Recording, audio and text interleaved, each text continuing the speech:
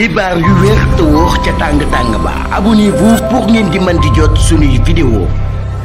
mbégteeg bànneex la ñuy am ñi nga xam ne yéen yu topp ci chaîne bii di Buzz 221 HD ni ñu koy defee saa su ne rek di leen indil ay xibaar la ca gën a fës nag ni ki démb ànd beesal Sénégal di coalition bi nga xam ne nag Abdoulaye Sylla borom C50PN nag moo ko daal di moom ni ki démb nag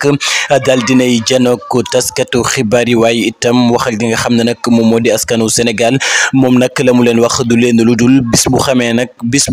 ne nag am na majorité foofu ci pencum ndawi réew ma nag dana daal di taxaw li nga xam ne nag moom moo di Sénégal waaye itam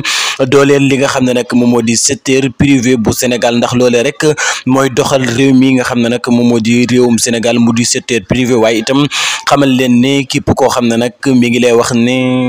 état mën naa créer li nga xam ne nag moom moo di employé jàppal ne loole nag nekkul loo xam ne dëgg la waaye itam secteur privé moo mën a créer li nga xam ne nag moom moo di employé waaye itam mën a développer li nga xam ne nag moom moo di am réew waaye itam ci loolee itam jaaree na ca leeral li nga xam ne nag ñu ngi ko doon tudd mu di mbirum orma waaye itam ak li nga xam ne nag moom moo di xaalis ba nga xam ne ñu doon ko tudd te ko ci ndoddam moom nag weddina mbir mu ni mel ba mu set wecci wax ne yooyee jamono ñu wax ne ci la am jamono yooyee nekkul ci réew mi nga xam ne nag moom moo di réewum Sénégal jàpp na ne daal ñi fi nekk nii daal dañ koo teg li nga xam ne nag moom moo di bët waaye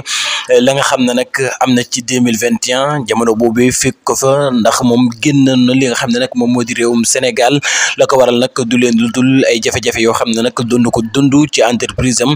kon nag moom jàpp na ne